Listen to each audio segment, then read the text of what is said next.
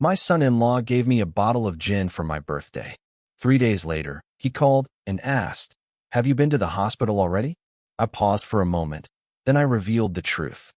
Before we continue, thank you so much for your support. Every like, comment, and view means the world to us. We're on a mission to reach our first 1,000 subscribers, and we'd love for you to be part of that journey. If you haven't already, hit that subscribe button and let's grow together. Now, let's proceed.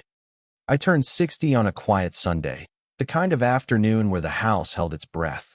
My daughter, Lydia, came over with her husband, Kelvin, carrying a ribbon box and that eager smile people wear when they want you to notice the ribbon more than the box. Inside was a bottle of gin, heavy glass, blue-tinted like a calm sea at dusk. "Top shelf," he said, tapping the label as if the letters might sing. "Only the best for you, Dad." I thanked him, of course. I had taught Lydia to receive gifts with grace, even when your instincts tug at your sleeve. And mine were tugging. The seal looked slightly off-center. The paper label was a hair wrinkled, like someone had ironed it with a tired hand. When I lifted the bottle, the slosh felt thick, not quite the cheerful splash I knew. I set it on the sideboard, smiling through the cake cutting, the photos, the hurried hugs. They left with promises to return next weekend. The house exhaled. That evening, I didn't open the gin.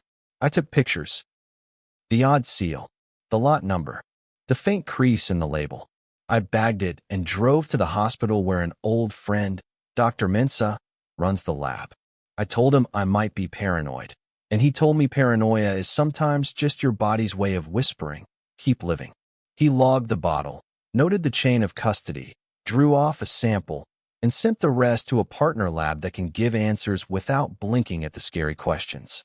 I went home with a receipt, a hollow in my chest, and more quiet than usual. 3 days later, my phone rang. Kelvin's name flashed on the screen, cheerful as confetti. "Dad," he said, all warmth. "Just checking in. How are you? How's the birthday king?"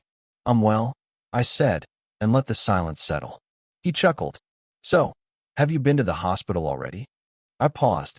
In the living room, the sideboard stared back at me, empty except for the round mark where the bottle had rested. My heart slowed to a careful, deliberate drum. "Yes," I said finally. "I have. And since you asked, I should tell you the truth." He cleared his throat. "The truth." "I didn't drink your gift," I said. "I had it tested. It was contaminated. Badly. I turned the bottle over to the lab and to the police 2 days ago." The line went very, very still. "You see, Kelvin," I continued, "when people give me love, I take it. When they offer me doubt, I check it twice." The officer listening right now asked me not to say anything, but I was raised to give a man one clean chance to tell the truth of his own mouth. I angled my phone so the speaker picked up the room. "Officer, you're on." A dry voice stepped out of the quiet. "Mr. Kelvin, this is Inspector Boateng.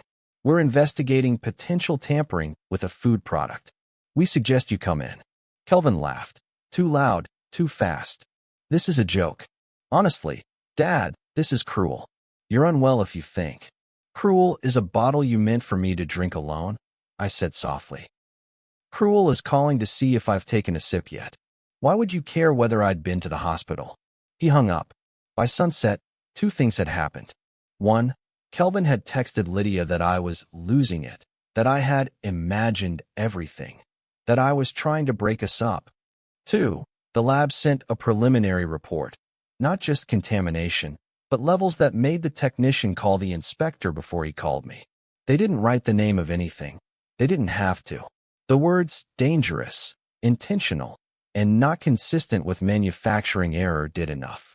I slept a little, the way you sleep when your house is standing, but you've heard the wind push at every latch. In the morning, I brewed tea and dialed Lydia. She didn't pick up, so I made a decision that my father would have called the clean cut. I sent one message to our family group: "Dinner here at 7. No excuses. We need to talk." They came. Because people always come when there is a possibility the house itself will judge them. Kelvin walked in first, his smile left in the car. Lydia slipped past him, eyes shimmering, guilt jostling with defensiveness. I had set the table for four. Me, my sister Amma, my daughter, and the man who had brought me glass wrapped as kindness. The bottle was not there, of course. Instead, a folder sat at my place and a small audio recorder at the center, red light sleeping. I didn't do drama. I did facts. Thank you for coming, I said, and poured water, because everything that night would be clear. Before we begin, I want to acknowledge something. I have not always been an easy man to love. I have been particular about honesty, maybe too particular at times. But I never expected to test a bottle of gin from my own son-in-law. Kelvin's chair scraped. This is character assassination. If you think. I pressed play. A clipped voice from the lab outlined the chain of custody. The mention of a tampered seal. The chemical signature indicating something that did not belong in any bottle served at any table. Lydia's hand flew to her mouth. I turned to her. I'm telling you what I didn't tell you on my birthday, because I needed to be sure. I needed to know whether I was being unkind or being hunted. Dad, she whispered. No, this can't be. Kelvin would never. Ask him why he called me this morning to check if I'd been to the hospital, I said. Kelvin's face hardened. The little boy who once wanted to impress me with a firm handshake was gone. The man who wanted to outlast me for my house, my savings, my life, sat in his chair like a nail pretending to be a coin.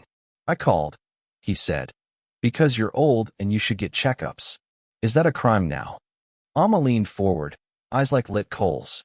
Is it a crime, she said evenly, to buy a bottle in cash from a pop-up shop with no receipt, then tool with the cap and present it with a smile? Kelvin blinked. He hadn't known about the camera at my gate that captured him and a friend practicing on a second bottle 2 nights before my birthday. He hadn't known that the neighbor's car camera caught them again, laughing with a small funnel in hand. The police had collected that too. I slid the folder across. Photos. Stills from the footage. A copy of the lab's preliminary report. Kelvin didn't touch them. Lydia did, every page trembling. The room filled with a sound I will know for the rest of my life. My child's heart breaking against a truth that refused to look away. Why? She asked him. Just that one word. It moved a century between them. He looked at her, then at me, then at the glass of water in front of him as if it might forgive him for not being gin. The mask fell in an ugly, graceless way. Because he was going to change his will, he snapped. Because you said he was thinking about setting up a scholarship instead of helping us buy the house. I said he was considering both, Lydia cried. I said we could talk to him. You said he doesn't listen, he spat. You said he only respects proof. So I thought. He stopped, choking on the ash of the thought. You thought you would give me proof, I said. Proof that I raised a fool. The door knocked then, the soft, polite tap of people who have come to collect the end of a story. Inspector Boateng stepped in with another officer. He asked Kelvin to stand. Kelvin did not. The officer helped him. Lydia sobbed, and I put my hand on her back and said the thing fathers say when the world is a storm and they are still a roof. I'm here. I'm not going anywhere. They read him the words one reads when someone has to answer for what they tried to do. I will not repeat them.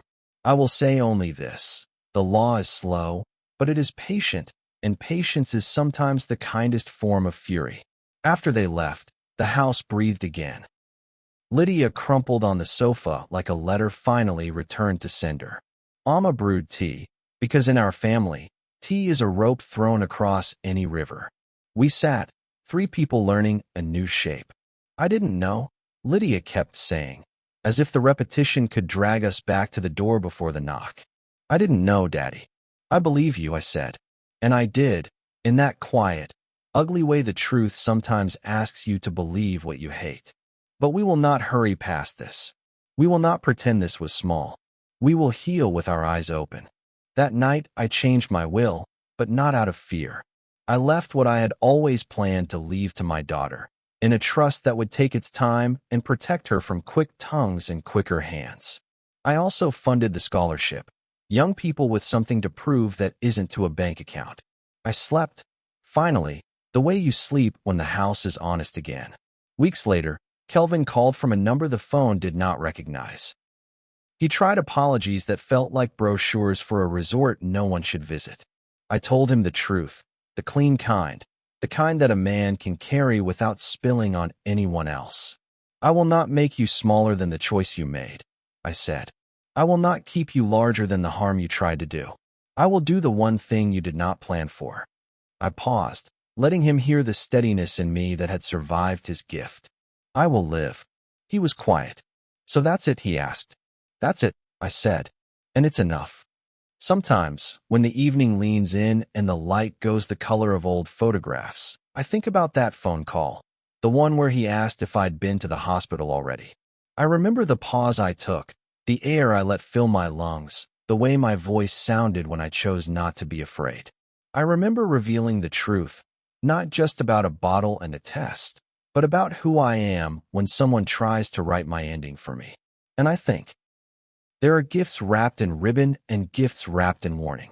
I know the difference now, and I will keep living to teach it. Thank you so much for watching. If you enjoyed this story, don't forget to hit that subscribe button and help us reach our first 1,000 subscribers. Your support means the world to us.